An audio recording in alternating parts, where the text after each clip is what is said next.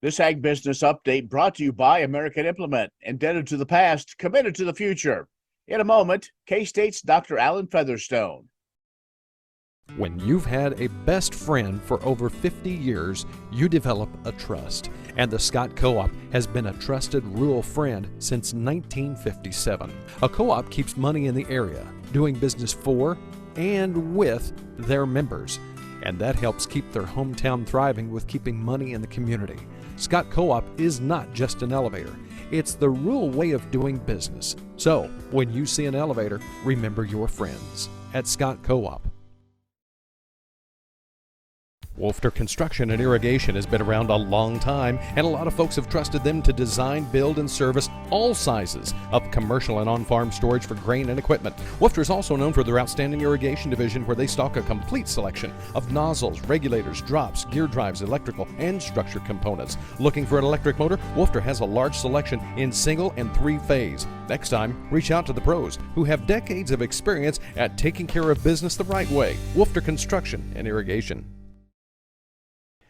And we're joined by Dr. Alan Featherstone, who is the head of the Ag Economics Department at Kansas State University.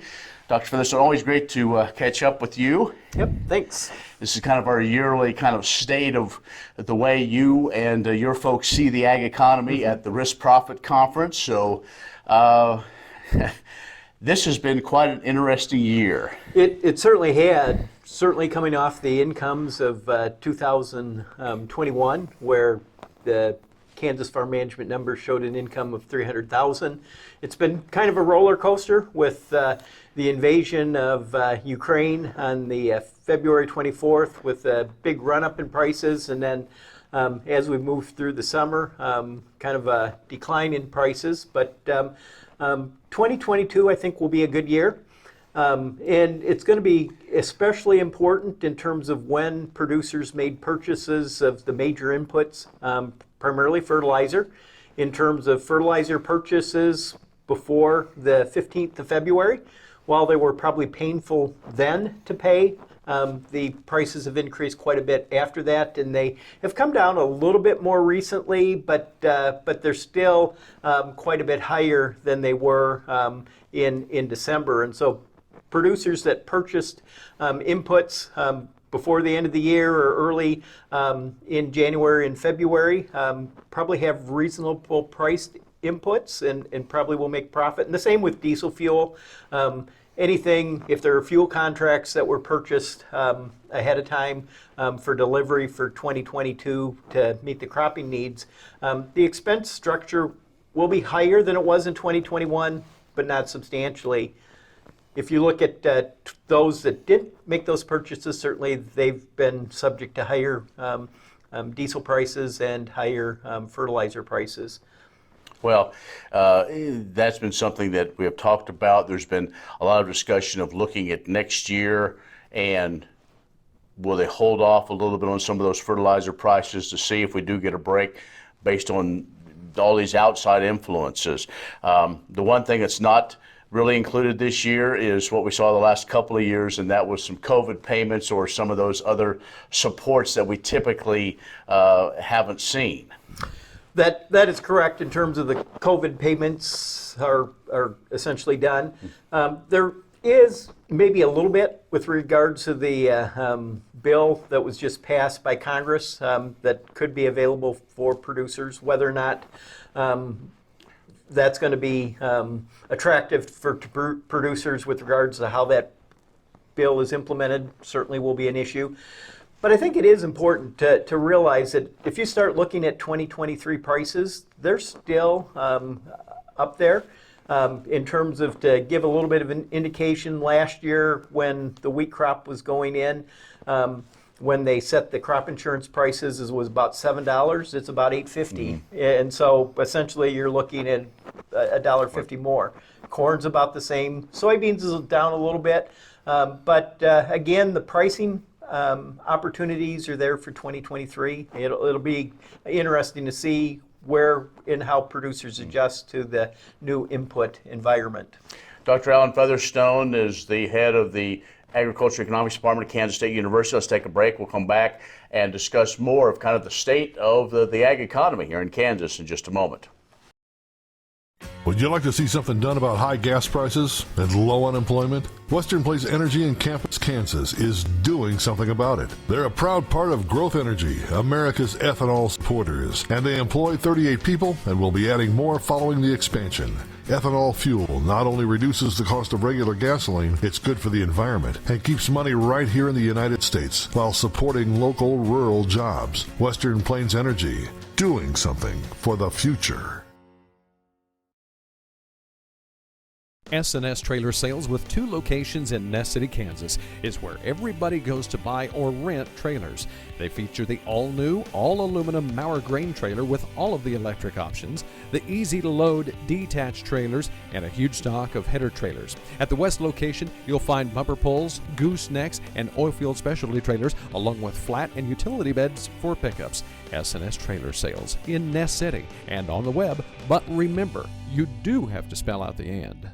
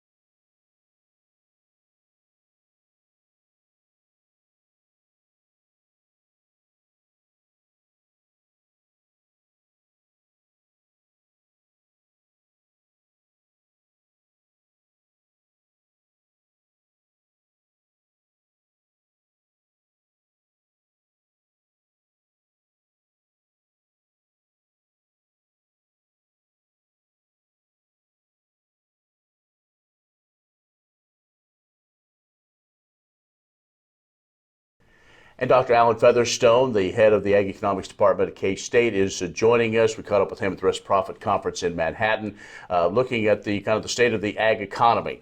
Right before we went to break, we talked about 2023. Boy, I'm hearing a lot of folks say, okay, we may have a little bit of drop off late this year, but hold on to your hat for 2023. Maybe you're not quite as pessimistic as some. I'm probably not quite as pessimistic as some in terms of, and part of it is if you really look at the cost structure of your enterprises, to give an indication, kind of an average fuel bill per acre in Kansas in 2021 was about $14. And again, you don't want to pay double, but if you ended up paying double, that adds $14 per acre. And if you're looking at wheat or corn or something like that,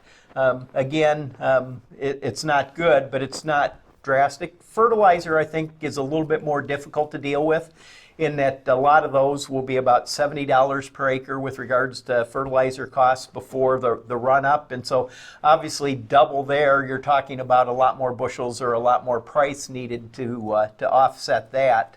I think there will be opportunities, at least for a year or two, and we've done this in the past, where we've maybe mined a little bit with regards to the P and K. The N is not so easy to do, but there is the opportunity to kind of use what's in the soil for a year or two to get by. But again, it's important to realize the revenue side is very important, and so if we get a little bit more moisture in terms of the drought will end at some point in Kansas and get those yields up. And I don't think the situation in Ukraine is resolved, and so I think there's still going to be pretty strong output prices with regards to that. And so it's not probably going to be like 2021, but it's probably not going to be like some of the depression years that we've had in the sector.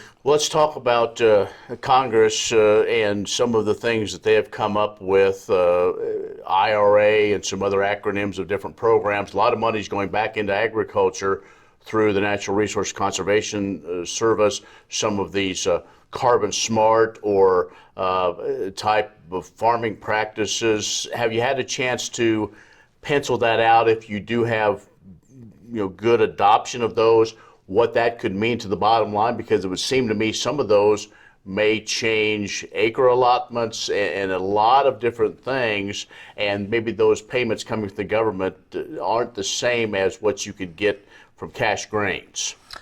I think certainly that's the big thing that each producer will have to look at is just how it will affect their operation. I think it's going to be very differential with regards to producers. In some respects, I think we've kind of went through with this with the MFP and with the COVID type payments. They tend to be ad hoc.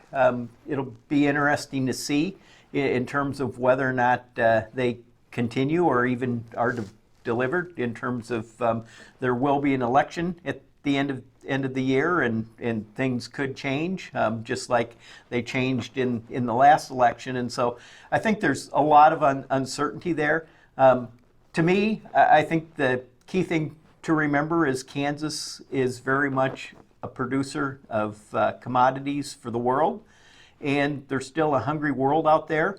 And so I think people will need to decide in terms of whether or not the changes in order to get a payment are going to outweigh the agriculture that feeds the world. And if you look at supply and shocks, and if you look at what's going on in Ukraine, while they've finally started exporting some of last year's crops, it's not clear what's going to happen to this year's crops. And just a lot of uncertainties there, which eventually I think will change trade patterns, and I think there will be opportunities for U.S. farmers to export their commodities. Before we wrap up, I just want to talk a little bit about livestock, and one of those that is a continuing evolving story is some of these regional harvesting plants for beef. Amarillo, North Platte, Nebraska, Iowa, some regional ones. Kansas is one of the top feeding states. Where does this all come together for the Kansas beef producer? I think that's a very open question, and one of the things we're actually kind of in the middle of a study kind of looking at this with regards to just where demand is going to be for beef, where they can source it all the way back to the producer. Certainly if individuals are willing to pay a premium, there may be opportunities for these longer term. But I think it's all going to come down to the consumer. One of the things I think that's probably working against this from a consumer perspective is with the food inflation, whether or not they're going to want to pay a premium on top of the premium they're paying for the inflation to have that locally sourced type product that will likely come through more of these regional type plants. And so there are investments there. There is an opportunity or a desire to diversify the supply chain such that within the pandemic, when certain plants closed down that had big ramifications with regards to where the producers can market their product. But I think it's very much of an open question, and we may end up seeing a different result because of the inflation that we've seen than we would have seen without the inflation. And so without the inflation, I think consumers probably would have been willing to pay for a premium for that. With inflation, I think some consumers may back off, and their budget may be stretched such that they will go to a product that is more affordable. Last question then, is there anything else that is on your horizon as we look at the end of this year or into 2023 and beyond that producers should be aware of? Certainly Farm Bill will start heating up in terms of, I think probably the big thing I would encourage producers to do, whether or not they contact individual representatives directly or through commodity groups, is keep that input in there. In terms of crop insurance, I think is pretty important for a lot of producers, and it is something that sometimes people want to adjust a little bit, and so I think putting that input into the process will be pretty important. I think the other thing is I think the geopolitical considerations, which are way beyond the control of the Kansas producer, are still going to be out there in terms of what happens with China and Taiwan. I think are pretty important. I think in terms of looking at where that conflict with Ukraine progresses and is going to be extremely important, and whether or not that just is contained within the current sphere or not. But a lot of uncertainty, a lot of unknowns, and just like last year at this time, nobody would have anticipated that would be talking about Ukraine. There are those geopolitical uncertainties that just seem to be popping up more and more across the globe. Absolutely. Dr. Featherstone, always appreciate your insights, and a lot of the things that come out of the Ag Economics Department and some of your thoughts are on agmanager.info. That is correct. In terms of if you want to keep up as things happen and unravel, agmanager.info is a good source of information. All right. Have a great school year as well. Yep. Thank you. All right. Dr. Alan Featherstone, heads up the Ag Economics Department at Kansas State University, has joined us. We'll have more coming up in just a moment.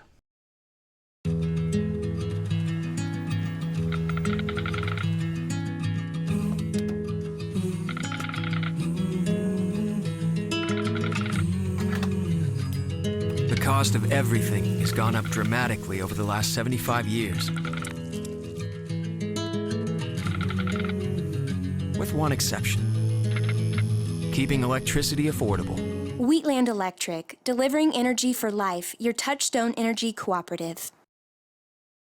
KBUF Radio has agriculture information for you beginning at 6 a.m. every weekday all the way up till 11, and market reports throughout the day from the Ag Network. We talk with newsmakers, have timely weather updates, as well as a whole lot of agriculture information and a lot of market analysis to help you make good decisions on the farm or ranch. Follow along on our social media channels or listen to any Western Kansas broadcast station, westernkansasnews.com. I'm Ken Rogers. Thanks for watching.